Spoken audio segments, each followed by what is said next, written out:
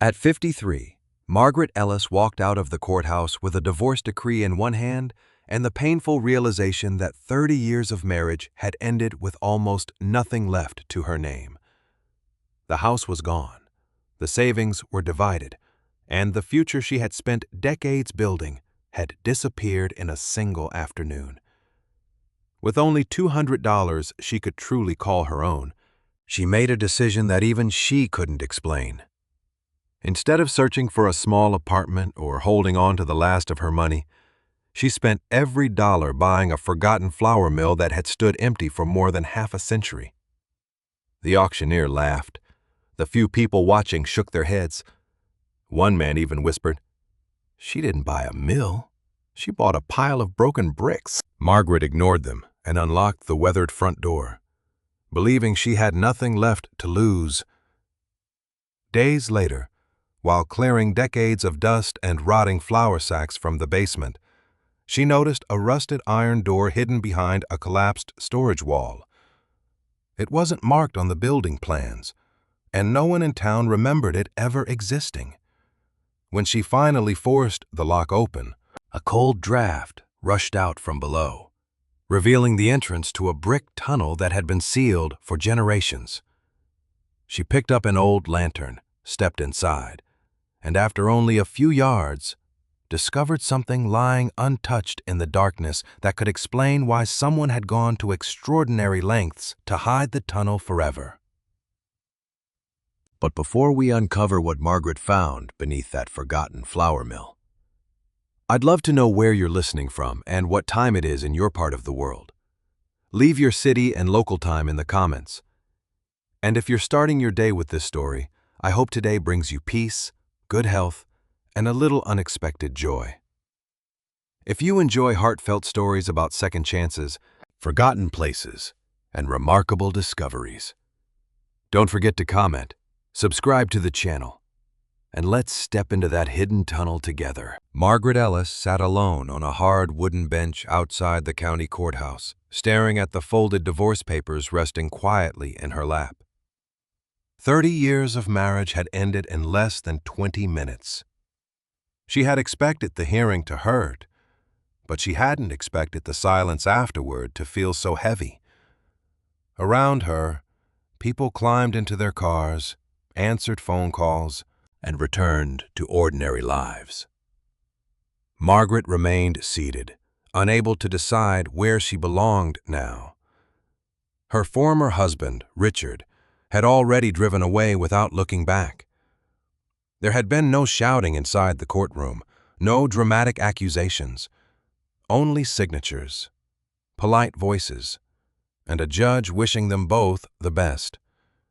Somehow that made it even more painful. 30 years had been reduced to paperwork.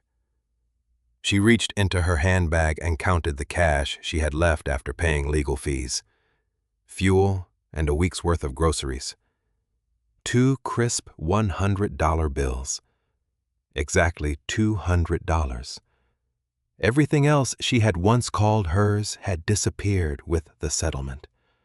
Richard had kept the family home, the business they had built together, and most of the savings after convincing the court that he had invested more into both over the years. Margaret had neither the strength nor the money to continue fighting.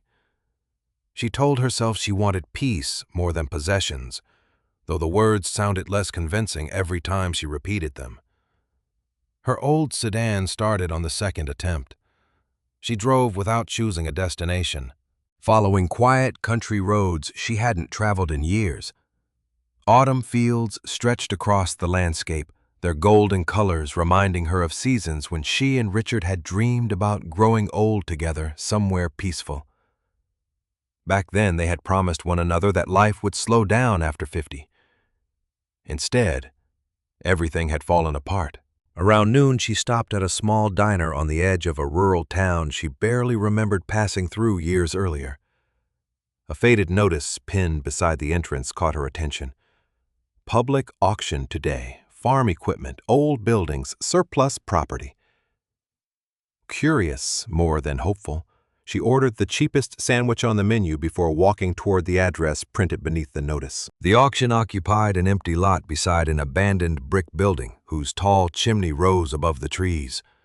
The weathered sign hanging crookedly above its entrance still carried faint painted letters, "Green Flour Mill." Margaret watched quietly from the back of the crowd as tractors, rusted machinery, and broken furniture were sold one after another. Most attracted at least a few bids. When the auctioneer finally announced the abandoned flour mill, people exchanged amused glances instead of raising their hands. "Old structure," the auctioneer called. "Building sold, as is. Buyer assumes all responsibility." Silence followed. One man laughed softly. "Costs more to tear down than it's worth." Another shook his head. "Roof leaks, basement floods. Leave it standing for the birds." The auctioneer lowered his clipboard. "Opening bid, $200. Margaret looked down at the money folded inside her wallet. She knew she should keep it. She needed a place to stay, not an abandoned mill.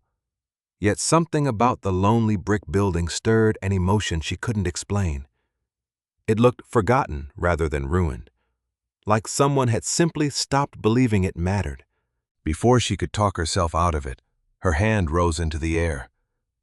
200. Several heads turned toward her. The auctioneer blinked, surprised anyone had spoken. $200. Any higher bids? No one answered. A few people chuckled quietly. Sold! The wooden hammer struck once, just like that. Margaret owned an abandoned flour mill and no longer possessed the last money she had in the world, as paperwork was completed. An older man wearing faded overalls approached slowly. His gray hair escaped beneath a worn cap, and flour dust still seemed permanently embedded in the lines of his hands, despite the mill having closed decades earlier. "You're really keeping it?" he asked. Margaret smiled uncertainly. "I suppose I am." He nodded toward the towering brick building. "Name's Ben Harper. Worked there most of my life before it shut down." "I'm Margaret." Ben studied her kindly rather than critically. "People laugh because they don't remember what this place once meant." She glanced at the cracked windows and rusted machinery visible through the open loading doors. Was it successful? For a long time, his eyes drifted toward the old chimney. Then times changed. Before Margaret could ask another question, several local men passed carrying auction receipts. One called out jokingly, "Hope you enjoy your haunted mill." Another added, "You'll spend $10,000 fixing what you bought for $200. Laughter followed them across the yard. Margaret forced a smile, though every word echoed the doubts already growing inside her. Had she made the worst decision of her life? Ben waited until the others disappeared. "Don't pay much attention to that," he said quietly. "People around here have been calling the mill worthless for years." "Do you believe that?" Ben looked at the building for a long moment before answering. "No." He reached into his pocket, removed an old iron key attached to a faded leather tag, and handed it to her. "Front door still works if you lift before turning the lock." Margaret thanked him and crossed the empty yard. The heavy wooden door groaned as it slowly opened inward. Dust drifted through narrow beams of afternoon sunlight. The air smelled faintly of old grain, dry timber, and forgotten years. Massive grinding stones stood silent where workers had once labored. Rusted belts hung motionless from overhead shafts. Flour sacks, brittle with age, rested in collapsed piles against distant walls. She walked carefully through the enormous room, listening only to the sound of her own footsteps. There was sadness in the silence, but also dignity. Nothing about the place felt abandoned in anger. It felt patiently waiting. She climbed the creaking staircase to the second floor before returning downstairs to inspect the storage rooms. Every window revealed fields stretching toward the horizon. Despite everything she had lost, she found herself imagining what fresh paint and careful repairs might accomplish. It was the first hopeful thought she had experienced in weeks. Late in the afternoon, Ben returned, carrying a small flashlight. "Thought you might need this," he said. Margaret accepted it gratefully. "Thank you." He pointed toward a narrow staircase descending beneath the main floor. "Basement's been closed for years. Be careful down there." She shined the flashlight into the darkness below. "Why was it closed?" Ben hesitated. "Truth is, I don't think anyone's gone into the basement for many, many years." His answer lingered in her thoughts as she slowly descended the worn stone steps. The air became cooler. Broken shelves lined the walls beside stacks of rotting flour sacks that had collapsed into pale mounds of dust. She moved several aside to clear a narrow path through the room. As one heavy pile slid against the wall, it exposed something she hadn't noticed before. Hidden behind decades of forgotten storage stood a rusted iron door set directly into the brick foundation, secured by a thick, corroded lock, unlike any other door in the entire mill. The following morning, Margaret returned to the basement carrying the small flashlight Ben had loaned her, a pair of worn work gloves she had found in her car, and a determination that surprised even herself. The iron door had occupied her thoughts throughout the night. She had slept in the old sedan parked beside the mill because she could no longer afford a motel, waking several times to the sound of wind brushing against the tall brick walls. Every time she opened her eyes, she reminded herself that this forgotten building now belonged to her.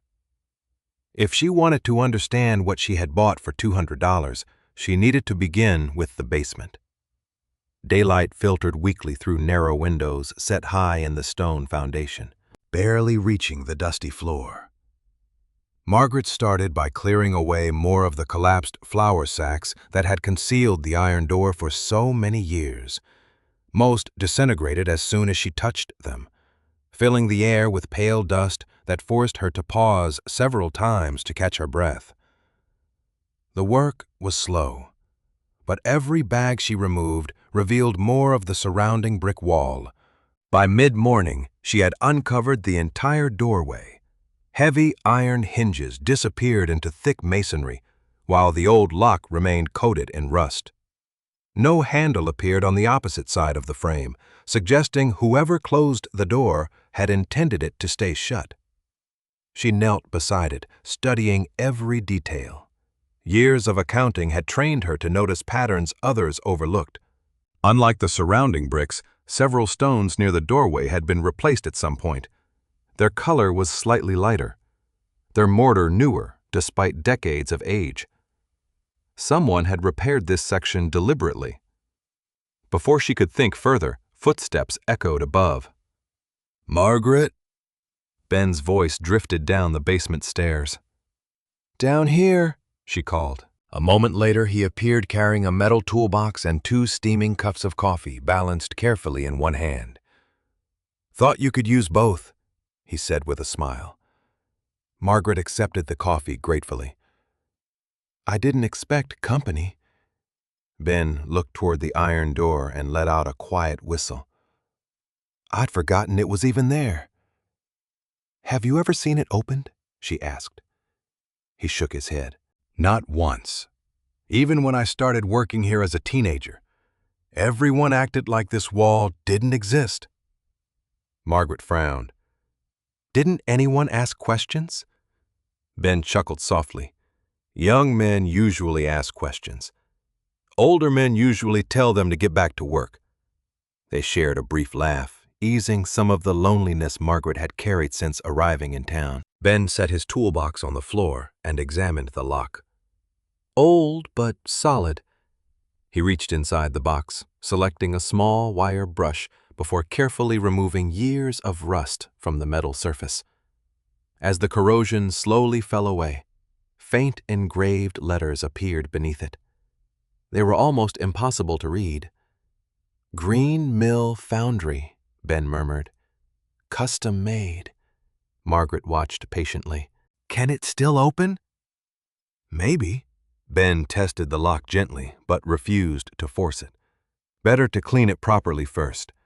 While he worked, Margaret continued exploring the basement. Behind several broken shelves, she discovered a wooden cabinet swollen from years of damp air. Most drawers refused to open, but one finally slid free after several attempts. Inside lay old inventory sheets, faded receipts, and a leather-bound record book covered in dust. She carried it to a workbench beneath the window. The first pages listed ordinary flour deliveries, grain purchases, and maintenance expenses. The entries were neat and methodical. Nothing seemed unusual until she reached the final section. Several pages had been filled with rough sketches of the mill's foundation instead of financial records. Margaret recognized the basement immediately. She studied the drawing more carefully. According to the sketch, the storage room should have ended exactly where the iron door now stood. Instead, faint pencil lines continued beyond the wall, forming what appeared to be a narrow passage stretching beneath the building. She compared the drawing with the basement around her. The hallway shown on the page simply did not exist. "Ben," she called quietly. He joined her at the workbench. Margaret turned the record book toward him. "Have you ever seen this?" His eyes narrowed as he studied the sketch. "No." He traced one finger along the penciled outline. "That's impossible." "Why?" "Because there's nothing beyond that wall." Margaret looked back at the drawing. "Then why would someone include it in the foundation plans?" Ben didn't answer immediately. Instead, he searched through the remaining pages. None offered an explanation. The last sheet contained only a few handwritten measurements before ending abruptly, as though whoever kept the book had been interrupted. Margaret carefully closed the cover. "This doesn't look like someone's imagination." Ben slowly nodded. "No." Around noon, they climbed upstairs to eat sandwiches Clara Dawson had brought after hearing someone had finally bought the old mill. She owned the bakery across the street and greeted Margaret warmly despite having met her only briefly at the auction. "You looked like someone who needed lunch more than congratulations," Clara said as she unpacked fresh bread and soup from a basket. Margaret smiled genuinely for what felt like the first time in weeks. "You're very kind." Clara glanced around the enormous building. "This place meant a lot to the town once." "Everyone else says it should have been demolished," Clara shrugged. "People remember the broken windows. They forget the fresh bread." The simple sentence lingered in Margaret's thoughts long after lunch ended. Returning to the basement that afternoon, Ben resumed cleaning the lock while Margaret measured the wall against the foundation sketch. The dimensions matched almost perfectly. Whatever passage the drawing showed had once occupied the exact space hidden behind the iron door. As sunlight began fading outside, Ben finally leaned back from his work. "I think we've got one chance." He reached into his toolbox, selected a carefully shaped old key from a ring of antique locks he collected over the years, and gently slid it into the cleaned mechanism. At first, nothing happened. Then, with slow pressure and a deep metallic groan, the rusted lock turned for the first time in decades. Margaret and Ben exchanged a silent glance. She wrapped both hands around the heavy iron handle and slowly pulled. The hinges protested loudly, scattering flakes of rust across the stone floor as the door opened just enough to reveal complete darkness beyond. Her flashlight beam disappeared into what looked unmistakably like the beginning of a narrow brick passage leading away beneath the forgotten flour mill. Margaret stood beside Ben at the threshold of the open iron door, both of them staring into the narrow darkness beyond. The flashlight beam reached only a short distance before being swallowed by the shadows. Cool air drifted from the passage, carrying the faint smell of damp brick and old earth rather than standing water. Whatever lay beyond had remained sealed for decades, yet it was strangely dry. Ben picked up an old lantern hanging from a hook near the basement stairs. "The flashlight's fine," he said, "but a lantern throws light farther down a tunnel." Margaret lit it carefully, and the warm glow revealed a brick corridor just wide enough for two people to walk side by side. The ceiling curved overhead in an old masonry arch. Every brick appeared hand-laid, its mortar worn, but still holding firmly together. "Someone spent a fortune building this," Margaret whispered. Ben nodded. "No farmer would have built something like this for no reason." They stepped inside slowly. Their footsteps echoed softly along the floor, disturbing decades of silence. Dust covered nearly every surface, yet the passage itself remained remarkably intact. A few feet ahead, rusted iron brackets still clung to the walls where lanterns had once been mounted. Margaret ran her fingers gently across one of them. "People expected to use this often." "Looks that way," Ben replied. As they continued forward, the tunnel sloped slightly downward beneath the mill. Water stains marked the lower bricks, but there were no signs of flooding. Margaret paused several times to examine details that seemed almost ordinary at first glance. Small hooks protruded from the wall at regular intervals. Wooden support beams had been replaced carefully over the years, rather than all at once. Someone had maintained the tunnel for a long time after it was built. Around a gentle bend, they found the first unexpected object. Two narrow steel rails emerged from beneath a layer of dust, running directly along the center of the tunnel floor. Margaret crouched beside them, brushing away loose dirt with her glove. "These aren't railroad tracks." Ben smiled faintly. "No, they're trolley rails." He pointed toward the spacing. "Used for small hand-pushed carts." Margaret imagined workers rolling loaded carts beneath the mill instead of carrying heavy sacks by hand. The idea made practical sense, yet it raised another question. Where were they taking them? Ben looked into the darkness ahead. "That's what I'd like to know." They followed the rails farther into the passage. A few minutes later, Margaret noticed an old metal object lying against the wall. She lifted it carefully. It was an oil lantern, blackened with age but still recognizable. Its cracked glass chimney remained attached, while dried soot coated the inside. Ben accepted it gently. "These haven't been made in years," Margaret smiled. "Someone left in a hurry." He looked thoughtfully at the lantern before setting it back exactly where they had found it. "Or expected to return." They continued walking until the tunnel widened into a small storage alcove carved into one side. Empty wooden shelves lined the walls, their surfaces thick with dust. Nothing valuable remained, only the faint outline of objects that had once rested there for many years. Margaret noticed several deep grooves worn into the floor leading back toward the rails. "Heavy carts stopped here," she observed. Ben nodded approvingly. "You've got a good eye." She laughed quietly. "Years of balancing inventory reports." For the first time since arriving in town, Margaret realized she was using the skills she had always dismissed as ordinary. Careful observation, organization, and patience suddenly mattered. As they prepared to continue, footsteps echoed from behind them. Ethan Brooks stood just inside the open iron doorway, holding his phone as though he had been searching for a signal. He glanced from Margaret to Ben before looking into the tunnel. "I heard you'd opened something interesting," he said politely. Margaret straightened. "How did you know?" Ethan smiled. "Small towns have very short secrets." He stepped closer without crossing fully into the passage. "I wanted to make my offer one last time before you invested too much effort in this place."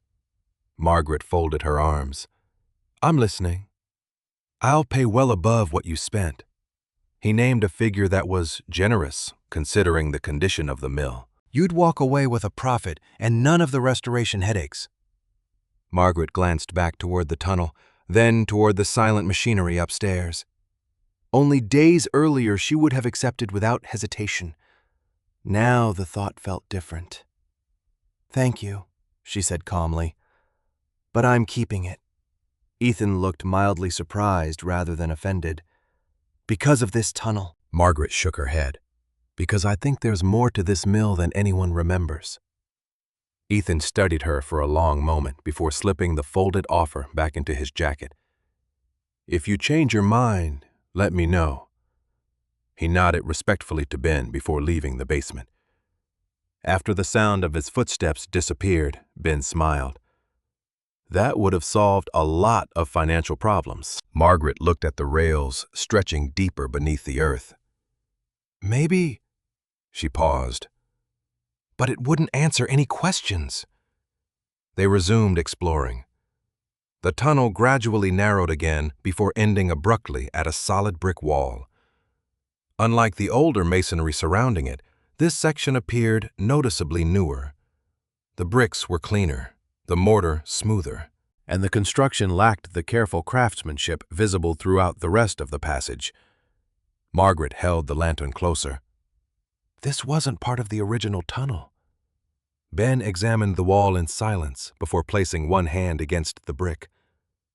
"No." He knocked gently several times. The sound changed slightly near the center, becoming duller than the surrounding stone. Margaret stepped closer. Near the base of the wall, she noticed faint parallel marks pressed into the dusty floor. Kneeling down, she brushed away years of dirt until the impressions became clear. 2 narrow grooves extended directly from the trolley rails and disappeared beneath the newly built barrier. They were not random scratches. They were worn tracks left behind by countless wheels passing through the same place over many years before someone deliberately sealed the passage forever. Margaret remained crouched beside the faint wheel marks for several moments, tracing the parallel grooves with the tips of her gloved fingers. The tracks disappeared beneath the newer brick wall, as though countless small carts had once passed through before someone deliberately closed the route forever. She stood slowly, lifting the lantern higher so its warm light reached the ceiling. The newer masonry looked almost out of place against the older hand-laid bricks surrounding it. "This wall came much later," she said quietly. Ben nodded. "You can tell by the mortar. Whoever built the tunnel wasn't the one who sealed it." Neither of them suggested knocking the wall down. It was thick, solid, and clearly beyond what 2 people could safely remove with the few tools they had. Instead, Margaret carefully examined everything around it. Years spent balancing business records had taught her that answers often appeared in details other people ignored. Near one corner, she discovered faint chalk markings almost erased by time. They were too faded to read completely, but one small symbol remained visible. It resembled a tiny sack with a simple cross drawn beside it. "Have you ever seen that before?" she asked. Ben leaned closer before slowly shaking his head. "No. Doesn't look like anything we used in the mill." Margaret made a quick sketch in a small notebook she had begun carrying since buying the building. If she couldn't understand the symbol now, perhaps someone else eventually could. They followed the tunnel back toward the basement, stopping frequently to study the walls. Near the storage alcove, Ben noticed several shallow wooden pegs still fastened into the brick. Hooks for ledgers or lanterns, he guessed. Margaret examined the spacing. Or labels. She imagined shelves once lined with neatly organized supplies. Nothing about the tunnel suggested panic or secrecy. Instead, it reflected careful planning and regular use. Back upstairs, the afternoon sun filled the main milling room with soft, golden light. Dust floated lazily through the air as Margaret looked across the silent machinery. The building no longer felt empty. Every discovery seemed to restore a little of its forgotten purpose. While Ben gathered a few basic tools from his truck, Margaret continued sorting through cabinets near the old office. Most drawers contained nothing but rusted bolts, broken belts, and faded invoices. One narrow cabinet, however, remained locked. The wood had swollen with age, making it difficult to open. After several patient attempts, the latch finally released with a loud crack. Inside rested stacks of brittle papers tied together with faded string. Most were shipping receipts and grain purchase records dating back decades. Beneath them, she found a small leather notebook no larger than her hand. Unlike the larger record book she had already discovered, this one contained only transportation entries. Each page listed dates, quantities of flour, and destinations. At first, the records appeared ordinary. Then Margaret noticed something unusual. Every Wednesday evening, the same amount of flour had been recorded as leaving the mill, yet no destination had been written beside those entries. The space remained blank except for a tiny hand-drawn mark resembling the chalk symbol she had copied from the tunnel wall. "Ben," she called. He walked over, wiping sawdust from his hands. Margaret opened the notebook to several matching pages. "Look at this." He adjusted his glasses before studying the entries. "That's strange. Every shipment has a town or customer except these." Ben slowly nodded. "And they're always the same amount." Margaret counted several pages. Week after week, month after month, identical quantities disappeared without explanation. Before either could speculate further, the front door opened. Clara Dawson stepped inside, carrying a basket covered with a clean towel. "Thought you two might forget lunch again," she called with a smile. Margaret welcomed the interruption. They sat together beside one of the tall mill windows while Clara unpacked fresh bread, soup, and apple slices. As they ate, Margaret mentioned the transportation notebook and the repeated unexplained flour deliveries. Clara listened thoughtfully. "That reminds me of something I saw years ago," she said, "at the Historical Society." Margaret looked up. "What was it? An old newspaper article?" Clara frowned as she searched her memory. "I remember reading about local merchants complaining because flour kept disappearing during the Depression. Some believed it was being stolen." Ben lowered his spoon slowly. "I'd forgotten hearing those stories." Clara stood. "Wait here." Less than half an hour later, she returned, carrying a protective folder borrowed from the Historical Society. Inside lay a carefully preserved newspaper clipping. The headline described ongoing shortages affecting nearby businesses during difficult economic times. Margaret read silently while Ben looked over her shoulder. The article mentioned repeated losses of flour from the green mill, but admitted no evidence of theft had ever been found. One sentence immediately caught Margaret's attention. Local merchants remained puzzled as weekly flour inventories continued declining without explanation. She compared the dates in the article with the notebook entries. They matched perfectly. Every unexplained shipment had occurred during the same period discussed in the newspaper. "Whoever wrote this thought someone was stealing from the mill," Margaret said. Clara nodded. That's how people remembered it. Ben remained unusually quiet. "Samuel Green owned the mill then." Margaret glanced toward the old tunnel entrance below the floorboards. The mysterious Wednesday shipments, the hidden passage. And the trolley rails suddenly felt connected, though she still couldn't see the full picture. After Clara returned to the bakery, Margaret carried the notebook back into the basement. She wanted to compare the shipment records with the tunnel itself. Near the storage alcove, she noticed several small numbers scratched into the brick beside the empty shelves. They corresponded almost exactly with quantities listed in the notebook. Someone had organized supplies here with remarkable precision. As she held the lantern closer to the wall, its light reflected briefly from something wedged behind one of the lower shelves. She reached carefully into the narrow gap and pulled free a small rectangular tin box, coated with dust and rust. It was surprisingly heavy for its size. Margaret and Ben exchanged silent glances as she slowly brushed away decades of dirt from the lid. wondering why someone had hidden it so carefully inside the forgotten tunnel. Margaret carried the small tin box upstairs before attempting to open it. The basement air was damp, and she worried years of moisture might have weakened whatever rested inside. She set the box gently on the old office desk beneath the tall window, where afternoon sunlight reached across the worn wood. Ben wiped the rust away with a clean cloth, while Margaret searched the room for something thin enough to lift the stubborn latch. After several careful attempts, the corroded clasp finally released with a quiet snap. Neither of them spoke as Margaret slowly lifted the lid.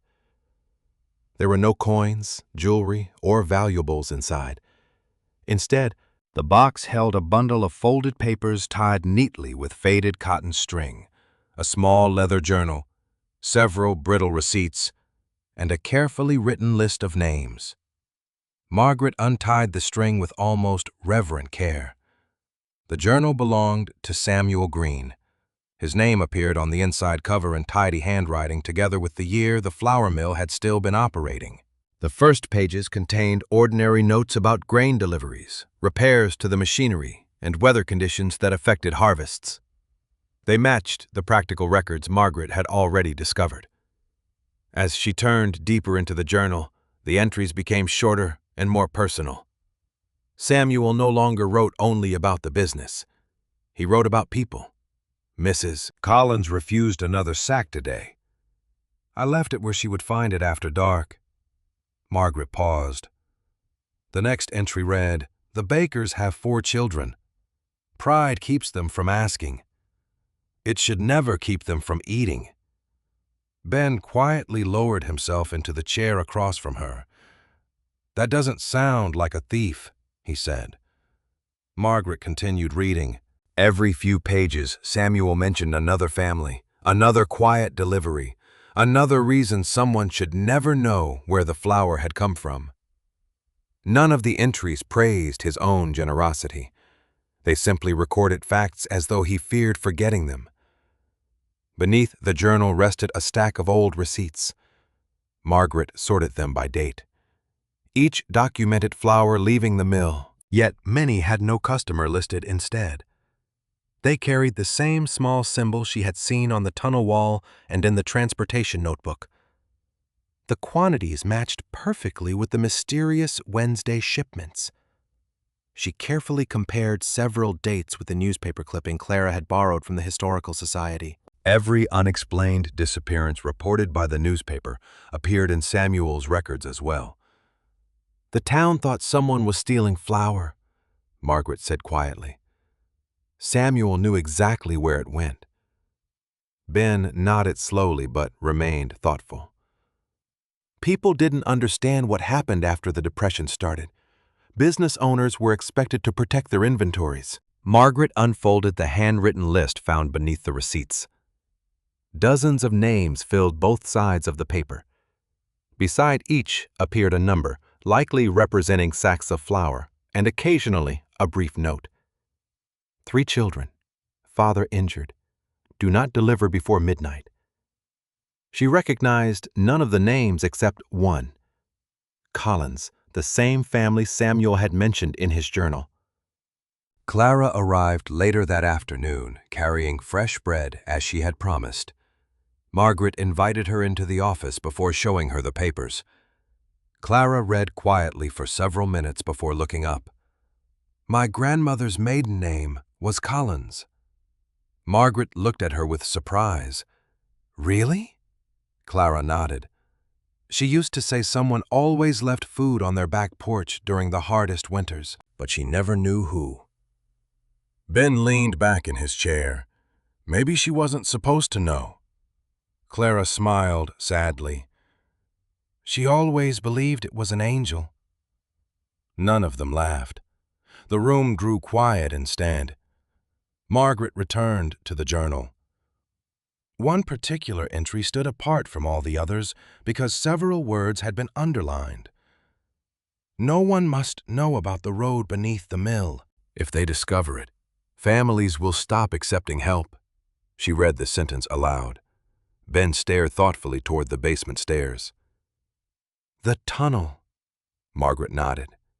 He wanted to keep it secret. Not for himself, Clara added softly. For them. Margaret turned another page only to discover that several sheets had been torn out cleanly. The missing section began immediately after Samuel mentioned increasing flower deliveries and ended several weeks later. There were no loose pages inside the tin box. Whoever removed them had done so carefully long before the journal had been hidden away. Margaret examined the binding. The torn edges had yellowed with age, proving the pages had disappeared decades earlier. "What do you think was written there?" Clara asked. Margaret shook her head. "I don't know."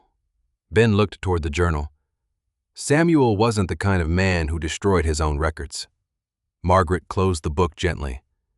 The missing pages bothered her less because of what they might reveal than because they interrupted a story that had otherwise been recorded with remarkable care. She gathered the receipts into neat piles, organizing them by year. The pattern became unmistakable. Every unexplained shipment occurred on the same evening each week. Every quantity matched the transportation notebook. Every receipt carried the same small symbol. It was no longer possible to believe the tunnel had been built for ordinary storage alone. Before leaving for the evening, Clara carefully folded the newspaper clipping and returned it to its protective folder. "The Historical Society closes early tomorrow," she said. "I'll see whether they have any old relief records from that period." Margaret thanked her warmly. After Clara left, Ben remained behind to help return the documents to the tin box. Before closing the lid, Margaret slipped the journal back inside, exactly as she had found it. "We'll keep these somewhere safe," she said. Ben nodded. Samuel waited a long time for someone to read them. Sunset filled the office windows with warm orange light as Ben prepared to leave. Margaret carried the lantern back into the tunnel one final time. She stopped in front of the newer brick wall blocking the passage and studied it quietly. Samuel had written that no one should know about the road beneath the mill, yet beyond this barrier, something important enough to protect had once continued farther underground. As she lifted the lantern, the flame revealed a narrow gap near the edge of the newer masonry where age had loosened a few bricks.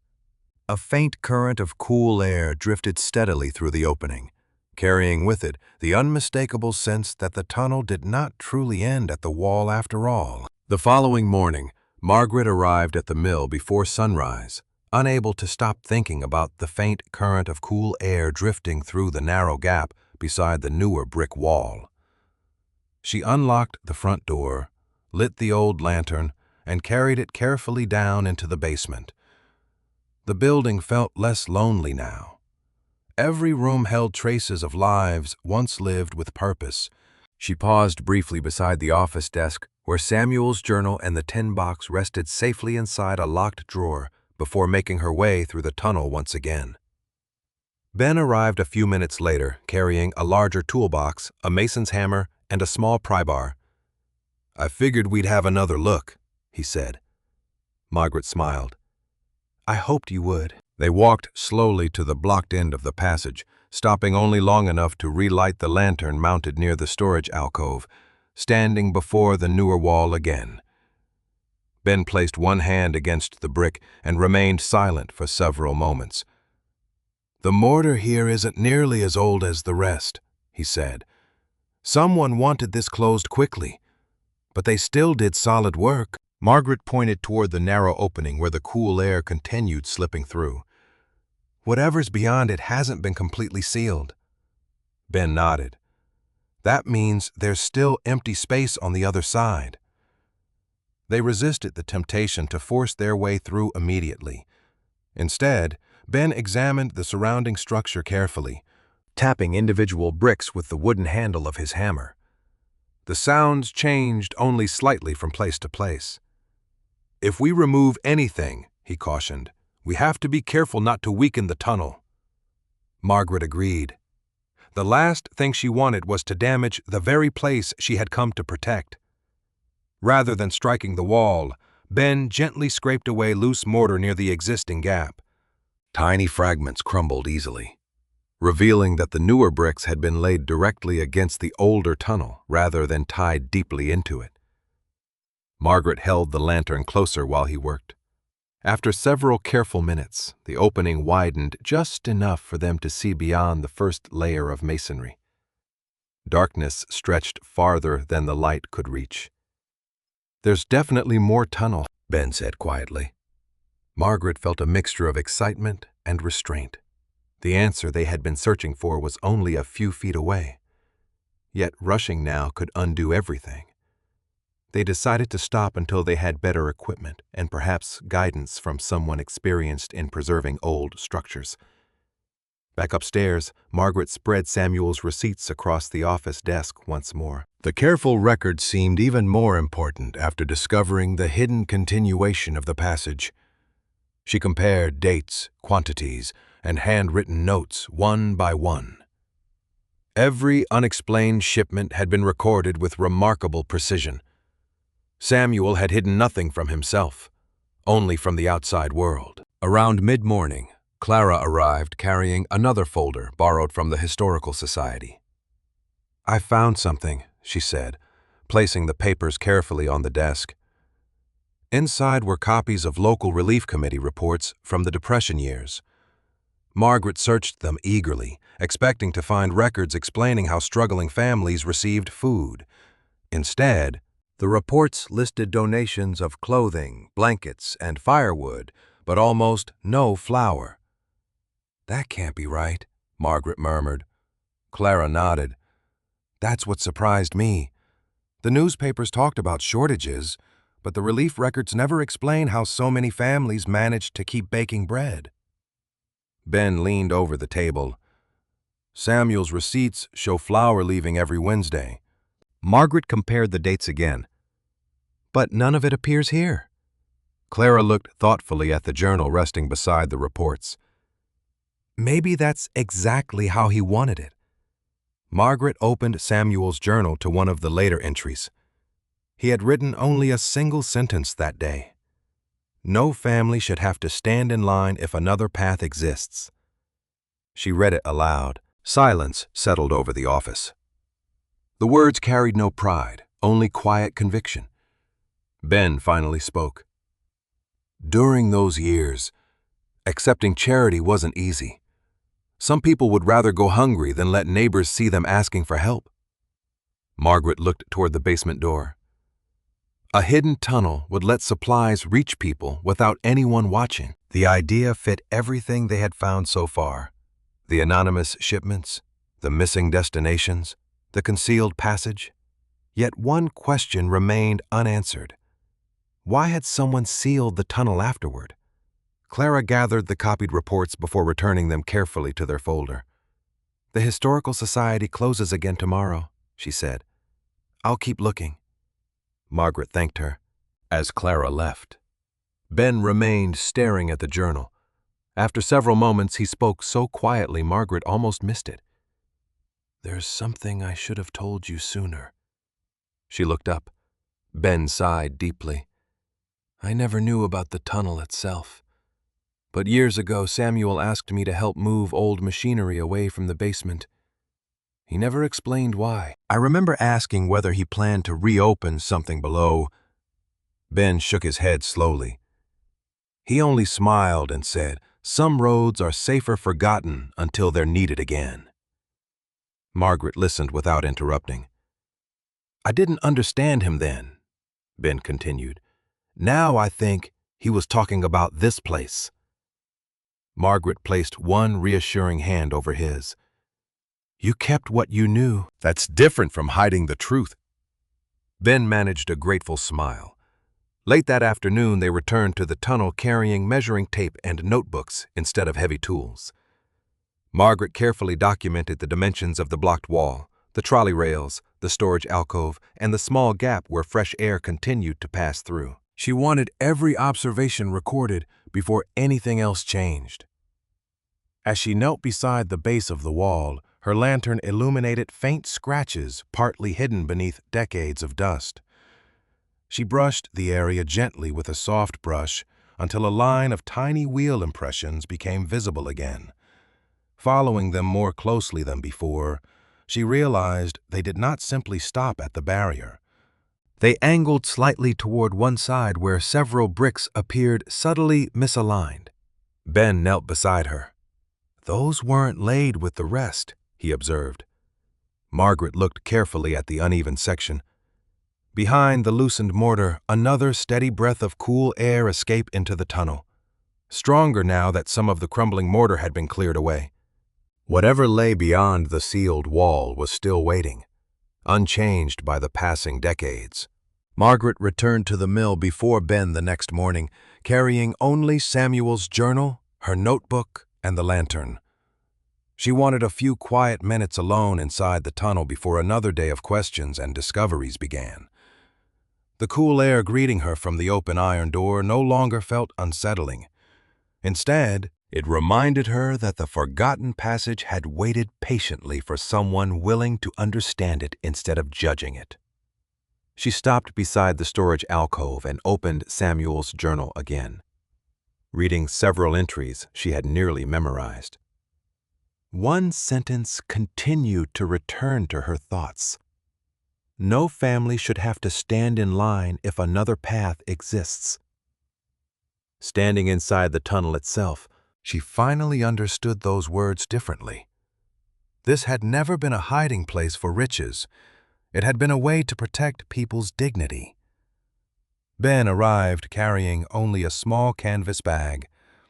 "I left the heavy tools behind," he said. "If we're going any farther today, it needs to be done carefully." Margaret nodded. Together they walked to the blocked end of the tunnel. The uneven section of newer brickwork remained exactly as they had left it. Ben examined the loose mortar once more before selecting a narrow pointing tool instead of a hammer. "Let's see whether these few bricks were meant to come out." Working slowly, he loosened the crumbling mortar surrounding one of the slightly misaligned bricks. It resisted at first, then shifted with surprising ease. Margaret steadied the lantern while he eased it free. Behind it appeared only darkness. A second brick came loose just as easily, followed by a third. None had been cemented as permanently as the rest of the wall. "Someone wanted this sealed," Ben murmured, "but also wanted it reopened someday if necessary." Margaret crouched beside the opening. Cool, fresh air flowed steadily through it. She lifted the lantern toward the gap. Beyond the thin barrier, the tunnel clearly continued. Encouraged but cautious, they removed several more loose bricks until an opening large enough to step through appeared without disturbing the stronger parts of the wall. Ben inspected the remaining masonry carefully before nodding. "It's stable." Margaret ducked through first, raising the lantern above her head. The hidden section of tunnel looked almost untouched. Dust lay thick across the floor, but the brickwork remained remarkably dry. The trolley rails continued exactly where they had disappeared beneath the wall. "It never ended," she whispered. Ben followed quietly behind. A few yards farther, the passage widened into another small chamber. Unlike the first storage alcove, this room still contained objects exactly where they had been left decades earlier. Against one wall rested a small handcart sitting squarely on the rails, its wooden handles worn smooth by countless hands. Nearby stood several empty burlap sacks, folded neatly together rather than discarded. Margaret walked slowly through the chamber, careful not to disturb anything unnecessarily. "Everything was put away," she observed. "Whoever closed this place wasn't running." Ben rested one hand on the old cart. They expected no one would use it again for a long time. Hanging from a wooden peg nearby, Margaret noticed several folded envelopes tied with faded ribbon.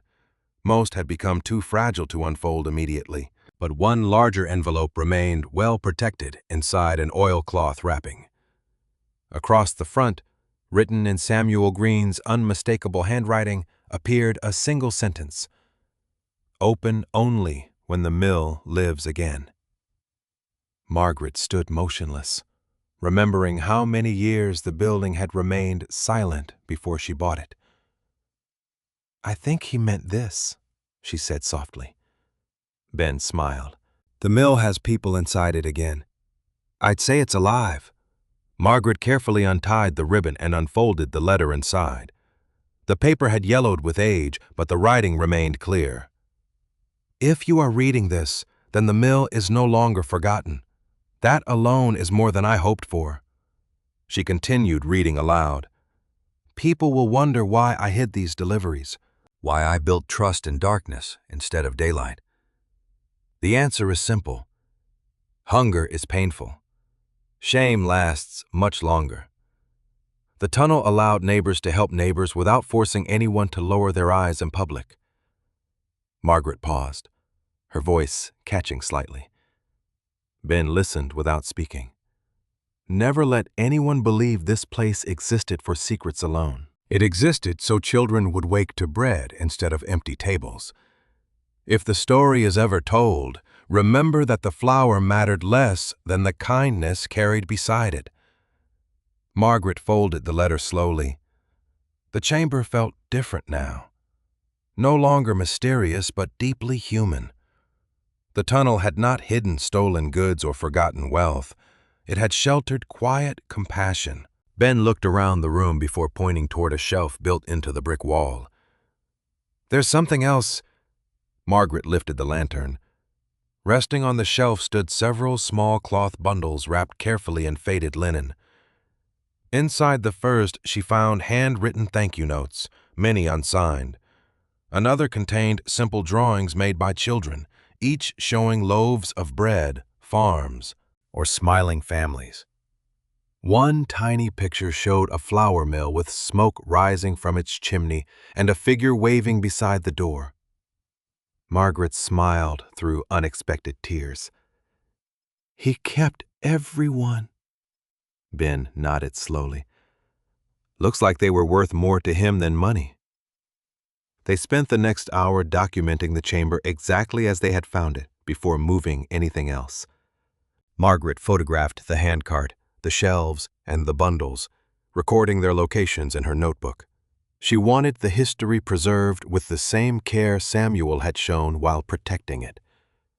As afternoon sunlight filtered faintly through distant cracks in the brickwork, Ben noticed another object resting beneath the shelf. It was a small iron lockbox. Like the tin box they had discovered earlier, this one was secured with a brass keyhole.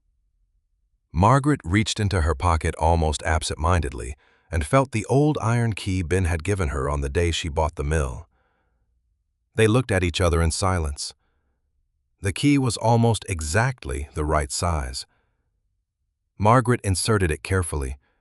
It turned smoothly with hardly any resistance, as though both had been waiting for this moment across the passing decades. She lifted the lid slowly and found a single sealed envelope resting neatly inside. Across the front, Samuel had written only 6 words: "For the day the mill returns." Margaret carried the sealed envelope upstairs before opening it.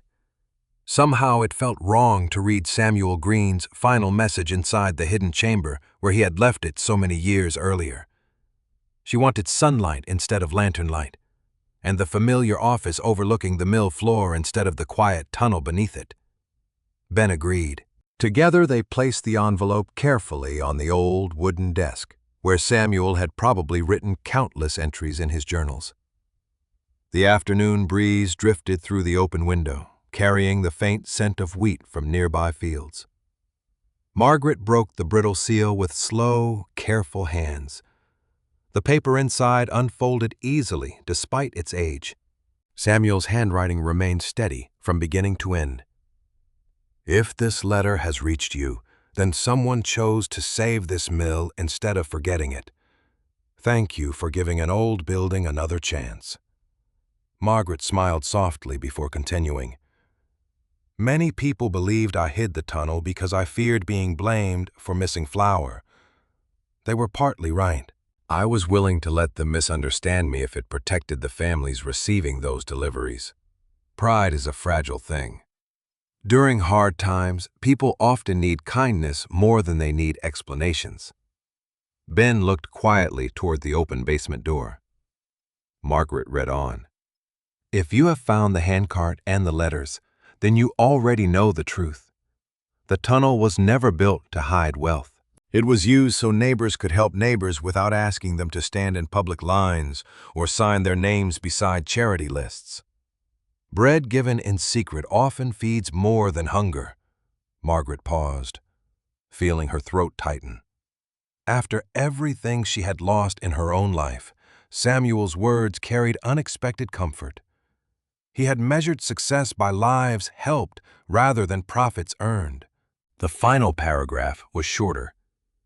Do not rebuild this place for my memory. Rebuild it because every town deserves one place that reminds people kindness survives longer than hardship. If the mill ever works again, let its doors remain open to everyone. Margaret folded the letter slowly. Neither she nor Ben spoke for several moments. Finally, Ben smiled. That sounds exactly like the man I remember. Margaret nodded. He never wanted recognition. No. Ben looked across the silent machinery. He wanted people fed. Later that afternoon, Clara returned carrying another folder from the Historical Society. Margaret handed her Samuel's letter. Clara read it quietly, wiping one tear before carefully returning the pages. My grandmother was right, she whispered. Someone really was leaving flour at night. Margaret showed Clara the unsigned thank you notes and children's drawings they had discovered inside the hidden chamber. Clara recognized one family name from local church records. These people lived just outside town, she said. They disappeared from official relief reports after the hardest years. Margaret compared the dates. The family's name appeared repeatedly in Samuel's records, always beside small deliveries made on Wednesday evenings. Piece by piece, the story became complete. The hidden tunnel, the mysterious shipments, the missing flour, and the newspaper accusations all pointed toward one quiet truth. Samuel had protected struggling families rather than protecting his own reputation. Clara looked thoughtfully toward the mill windows. People should know this, Margaret agreed, but we need proof beyond one letter. Clara smiled. I think we have more than you realize. The next morning, she introduced Margaret to Harold Whitman, a retired local history teacher who volunteered with the Historical Society. Harold spent nearly 2 hours examining Samuel's journals. The transportation notebook, the receipts, and the copied newspaper article. He asked careful questions without rushing to conclusions. When Margaret finally showed him the photographs from the hidden tunnel and the chamber beyond the sealed wall, he removed his glasses and looked at them again. These records fit together remarkably well, he said. Nothing contradicts the local history we already have. In fact, they explain several gaps historians have never understood. Margaret listened carefully. Harold continued, the relief records always suggested fewer people received food assistance than actually survived those winters. Samuel's journals explain why. His help never passed through official programs. Ben smiled quietly. He stayed invisible on purpose. Harold nodded. Sometimes history forgets the people who never asked to be remembered. Before leaving, Harold encouraged Margaret to present everything to the town council. The mill deserves historical protection, he said, not because of its machinery alone, but because of what happened beneath it. His words stayed with Margaret throughout the day. She walked slowly across the empty mill floor, imagining wagons arriving with grain, workers filling flour sacks, and Samuel quietly preparing another anonymous Wednesday delivery after sunset. For the first time since buying the building, she no longer saw broken windows or abandoned machinery. She saw a place that had quietly carried hope through one of the hardest periods in the town's history. That afternoon, Ethan Brooks stopped by unexpectedly. Margaret expected another purchase offer, but instead he asked if he could see the tunnel. She hesitated only briefly before agreeing. Ben accompanied them underground. Ethan walked the length of the passage in thoughtful silence, studying the trolley rails, the hidden chamber, and the handcart still resting where it had been left decades earlier. Margaret handed him copies of Samuel's letter rather than the original. He read every page carefully before looking around the chamber once more. "I misunderstood this place," he admitted quietly. "I thought it was only an abandoned building." Margaret smiled gently. "Most people did." Ethan folded the copies and returned them. "If the town moves forward with preserving the mill, I'll support it. There was no mention of development plans or commercial projects. Only respect," after he left. Margaret stood alone beside the old handcart while evening light filtered faintly into the hidden chamber. She realized she no longer measured the mill by what it might someday be worth. Its greatest value had already existed for decades. As sunset approached, Clara called from the front entrance upstairs. "Margaret," she shouted down the basement stairs. "The town council agreed to hear your presentation next week. They want to discuss whether the mill should become a protected historical site." Margaret looked once more at Samuel's letter resting safely in her hands before following Clara back toward the daylight. Knowing the forgotten flour mill was finally about to tell its story to the entire town, Margaret arrived at the town hall carrying a weathered leather folder that now held every piece of evidence she and her friends had uncovered since the day she bought the forgotten flour mill for $200. Inside were Samuel Green's journal, the transportation notebook, the mysterious receipts marked with the same small symbol, copies of the newspaper article, photographs of the hidden tunnel, images of the handcart, and children's drawings, and Samuel's final letter explaining why the passage had existed at all. She paused outside the meeting room, taking a slow breath before opening the door. Only a few weeks earlier, she had walked into a courthouse, believing her life had ended. Now she entered another public building, carrying the possibility of giving an old story back to the town that had forgotten it. Ben waited near the front row, dressed in a clean button-down shirt instead of his usual faded work clothes. Clara smiled from beside him while Harold Whitman carefully arranged several enlarged photographs on an easel. Seeing familiar faces steadied Margaret's nerves. The meeting began with routine business before the council chair invited Margaret to speak. She stood quietly, placing Samuel's journal on the table instead of beginning with the photographs. "When I bought the green flour mill," she said, "I believed I had purchased nothing more than an abandoned building." A few council members smiled politely. Margaret continued, "While cleaning the basement, I discovered a sealed iron door leading to a hidden tunnel that had been closed for decades." She carefully described the tunnel, the trolley rails, the blocked passage, the hidden chamber, and the documents they had found without exaggerating any detail. Harold then presented the historical records, showing how the newspaper reports, transportation notebook, and relief documents aligned perfectly. Ben followed by explaining the age of the tunnel and the later construction of the blocking wall. Finally, Margaret unfolded Samuel's letter and read only the portion that explained why the flour had been delivered in secret. The room grew completely silent. One council member adjusted her glasses before asking softly, "So the missing flour wasn't stolen?" Margaret shook her head. "It was given away quietly so struggling families could accept help without public embarrassment." Harold nodded. "The surviving records strongly support that conclusion." Questions followed for nearly an hour. Council members examined the receipts, compared dates, and studied the photographs from the hidden chamber. None of the evidence contradicted another piece. Instead, every discovery strengthened the same simple story. Samuel Green had quietly helped his neighbors through the hardest years without asking for recognition. When the discussion finally ended, the council chair folded Samuel's copied letter and looked toward Margaret. "Based on the documentation presented today, the green flour mill and its underground tunnel appear to possess significant historical value."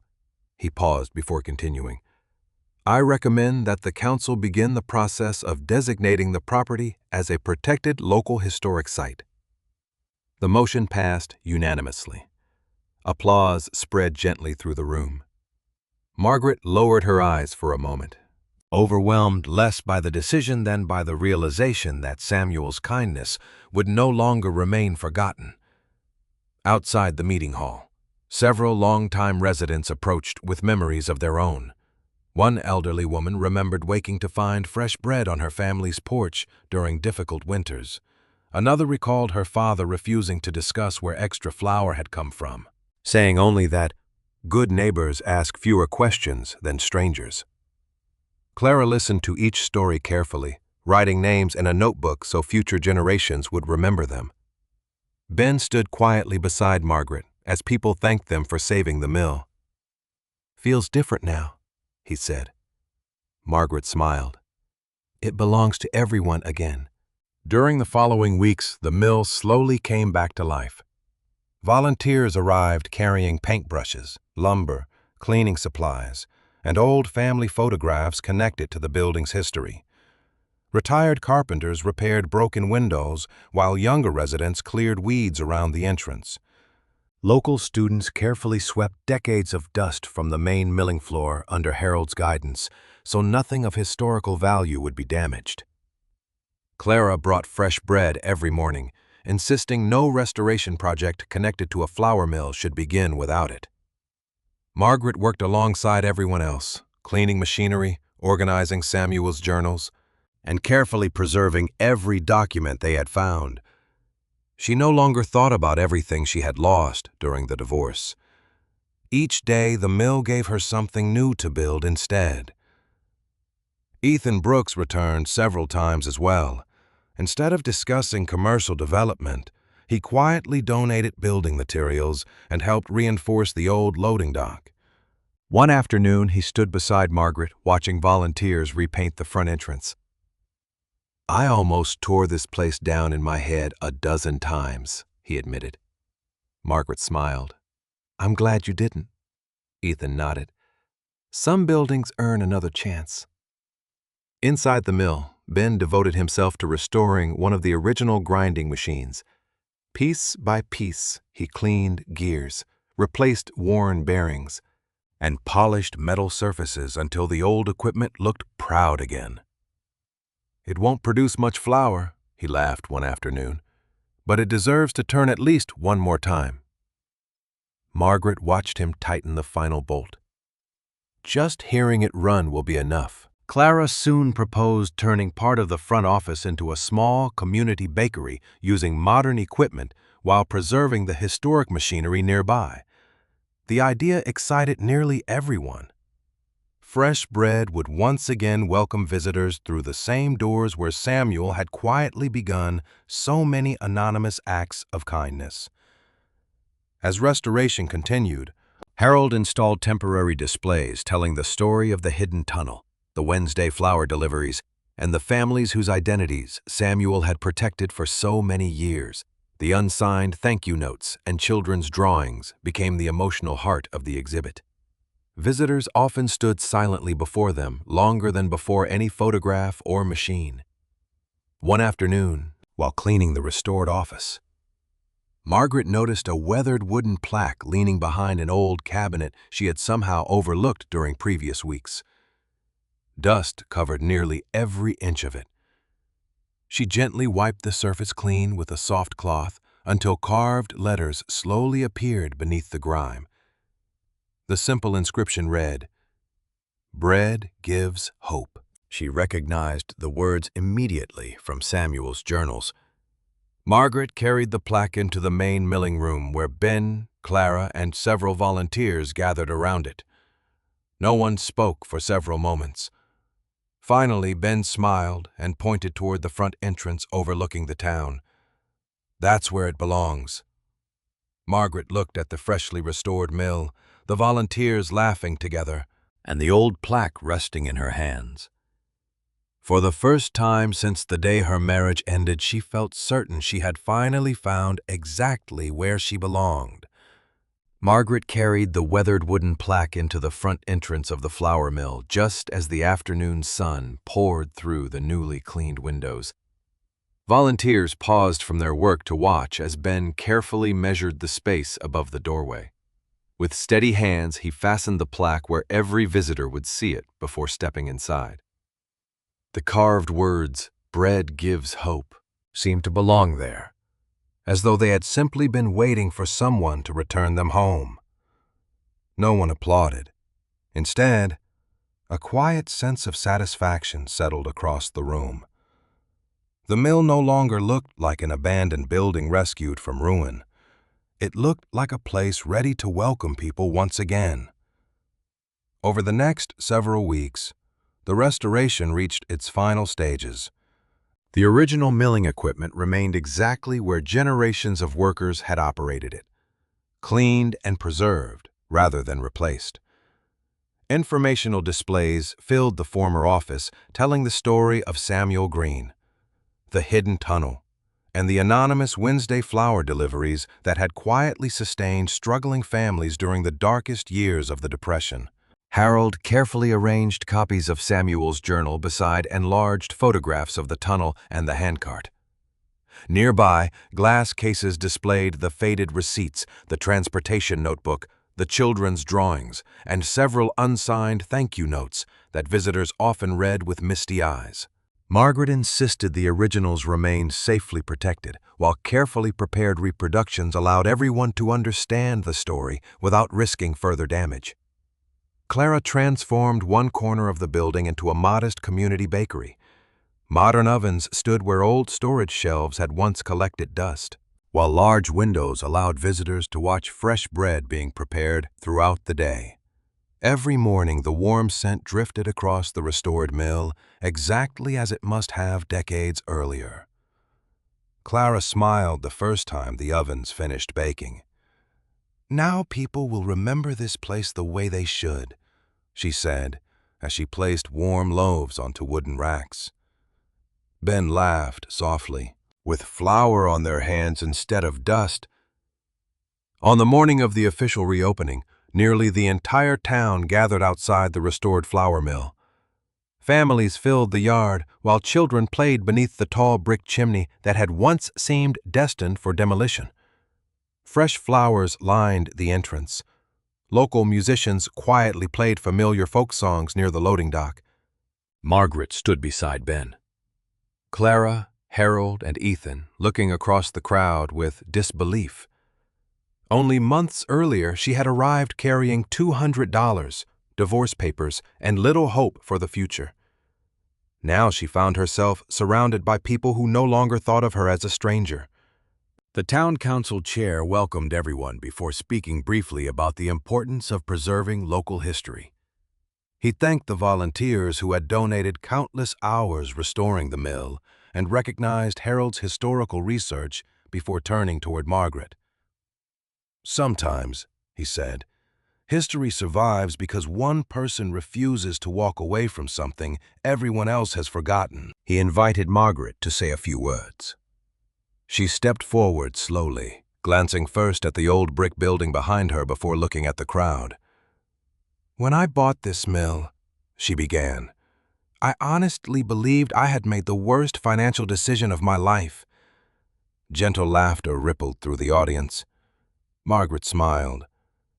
"I had just lost my marriage, my home, and nearly everything I thought defined who I was.